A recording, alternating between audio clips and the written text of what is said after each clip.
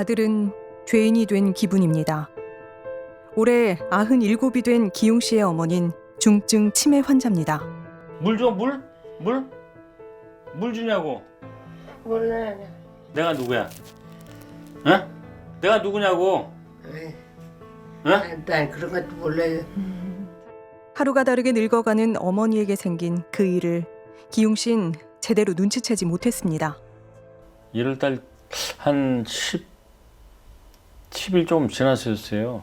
딱 들어가니까 아니 그 영감님이 어머니를 뉘어놓고 그 위에 올라타가지고 그걸 끌어내리고 그때는 어머니가 얼굴이 하얗더라고. 이렇게 하는데 영감님은 이제 도망가더라고요. 올 초 어머니를 찾아갔다가 보게 된 황당한 광경. 처음 보는 할아버지가 어머니의 몸 위에 올라타 있다. 기용 씨를 보고 급히 도망갔습니다. 저 영감님 왜 그러시냐 그랬더니 모르겠어 그냥 들어왔는데 갑자기 그냥 막 뉘어놓고 이거 죽이려고 하는지 막 옷을 막 들치고 막 그렇게 하더라. 그래서 제가 그 얘기 듣고 따라갔어요. 왜 그러냐 그랬더니 말은 못하더라고. 전 그때까지만 해도 노인들 뭐 흔히 정신이 또 왔다 갔다 하면 또 이런 행동도 하고 저런 행동도 하고 그렇게 간단하게 생각을 했지. 저 연세에 그런 일이 생길 거라고 누가 예상을 하고 누가 상상을 했겠어요. 그런데 설마 했던 그 일이 또다시 벌어졌습니다. 조카가 울면서 전화가 왔습니다. 큰아빠 큰일 났어요 그러더라고요. 그래서 왜 그랬더니 어떤 할아버지가 할머니한테 이상한 짓을 했어요 그러는 거야. 어머니가 성폭행을 당한 것 같다는 조카의 전화에 기용 씨는 하늘이 무너지는 기분이었습니다. 5년 전부터 치매 증세를 보이던 어머니는 사건이 벌어지던 무렵엔 중증 치매를 앓으며 일상생활도 수월치 못하던 때였습니다. 어쩌면 첫 번째 목격자였을지도 모를 자신이 피해 상황을 놓쳐버린 것에 기용 씨는 죄책감이 듭니다. 하도 고령이니까 정말 생각을 못했어요. 생각도 안 했고 눈물만 나지 뭐 방에 이렇게 혼자 앉아있는 거 봐도. 몇 번째였을지 모를 그 일은 손녀 지수 씨가 목격하며 끝이 났습니다. 집에 딱 들어왔는데 낯선 신발이 있어가지고 처음에는 뭐지 싶었는데 제 방에서 그런 일이 생긴 거예요. 할머니는 바지는 하의까지 다 탈의가 돼 있고요. 속옷까지 탈의가 돼 있었고 그 가해자는 입으로 했어요. 할머니가 강제추행을 당하고 있었다는 겁니다. 할머니에게 유사 성행위를 하고 있던 남자는 낯선 얼굴의 80대 노인. 치매기가 많이 해서 그 상황을 뭔지도 모르는 것 같더라고요. 경찰이 와서 뭐 하시는 거예요? 라고 하니까 자기는 입만 마주쳤다고 이렇게 주장을 하더라고요. 입 맞춘 거는 몰랐거든요. 신고를 받고 출동한 경찰 앞에서 지수 씨가 미처 보지 못한 상황까지 말하던 그 남자. 그 이후에 DNA 검사 나왔냐고 여쭤보니까 할머니의 속옷에서 나왔다고 들었어요. 지수 씨의 목격 증언에 맞는 증거가 확보된 겁니다. 우린 어렵게 그를 만날 수 있었습니다. 어디서 오셨다고? SBS에서. 들어와요. 아니 뭘 들어가 그냥 볼 일이 없다고. 할 말이 없어요 우리는 그런 말이 없지. 거기를 지나다니면 그 할머니가 거기 앉았으니까 안면은 있어요. 근데 뭐 우리 할아버지가 평생 뭐 그런 건 몰라요. 치매인 건 모르셨어요? 몰랐어요. 처음에 왔을 때는 우리 집 할아버지는 5, 6년 전에 풍이 왔어요. 박 씨의 아내는 몸도 성치 않은 남편이 이웃마을 할머니를 성폭행했을 리가 없다고 단언합니다. 그런 말은 적도 없어요. 어떻게 생겼는지 모르고. 거짓말 안 해요. 난 거짓말 안 한다고 해서 거짓말 하세요 얼른. 볼 일이 없으니까 우리. 순자 할머니네 가족들이 모두 거짓말을 하는 거랍니다. 그런데 놀랍게도 경찰의 판단은 박 씨의 편이었습니다. DNA는 검출됐으나 강간이나 강제추행의 증거가 없다며 사건을 종결한 겁니다. 어처구니 없는 말이 나왔어요. 가해자는 완강히 이 사건에 대해 부인을 하고 있고 피해자는 여기에 대해서 제대로 이 진술을 하지 못한다라는 이유로 이게 무혐의가 된다는 얘기예요.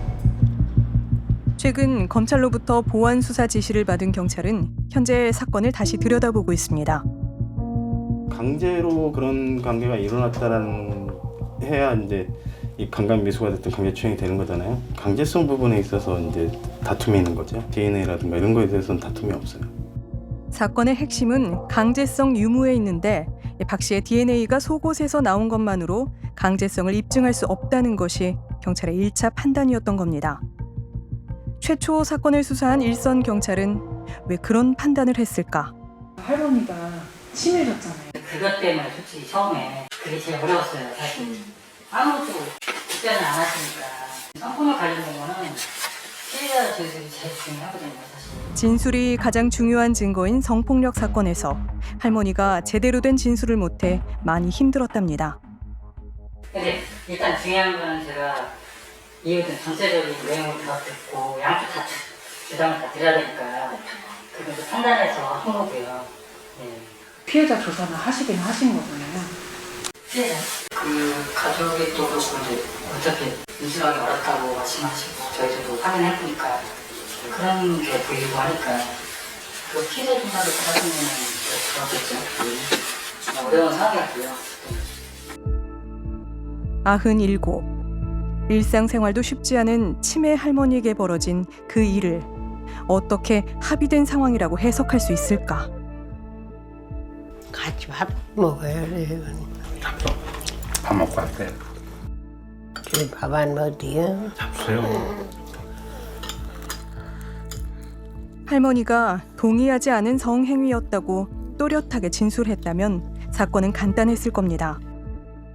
하지만 그 간단한 진술도 못하는 할머니의 상태를 고려할 수는 없었을까? 만약에 당신들 부모고 당신들 부인이고 당신들 할머니 같았으면 똑같은 잣대를 댈 수 있느냐? 난 그걸 묻고 싶은 거예요. 애초 강제추행을 목격했다는 손녀의 진술과 그에 맞는 DNA 증거가 있었습니다. 두 증거를 무력하게 만든 남자의 주장은 대체 뭐였을까? 어렵게 박 씨와 전화 통화를 할 수 있었습니다. 내가 농사지러 올라가는 길이거든, 거가. 한 번은 더 오라고 집에 들어가서 커피나 한잔 하자 그래서 갔더니 방으로 들어가더라고. 그래서 방에 지르다 보니까 어떡하게 벗었어요. 우아하게 벗으면서 맘대로 그래 하고 싶은 대로. 그냥 나왔다고. 지난해 길을 지나다 우연히 마주친 순자 할머니가 자신을 집으로 들어오게 한 뒤 성행위를 유도해 도망 나온 일이 있었답니다. 문제의 그날도 상황이 비슷했다고 주장하는 박 씨. 들어간 게 잘못이죠. 들어가니까 아랫도를 벗으면은 혹시 해라. 그래서 깜놀라고 그러더라고. 전 이렇게 내려다보고 서 있었어요. 근데 친구가 이건 모르는 거요 그러더라고요. 그냥 나왔죠. 그것뿐이에요. 그러면 할머니가 어르신 앞에서 옷을 벗었던 게 2번이라는 얘기예요? 그렇죠. 그 집 안에는 몇 번 들어가셨어요? 이렇게 해치는 1번 때긴 했습니다.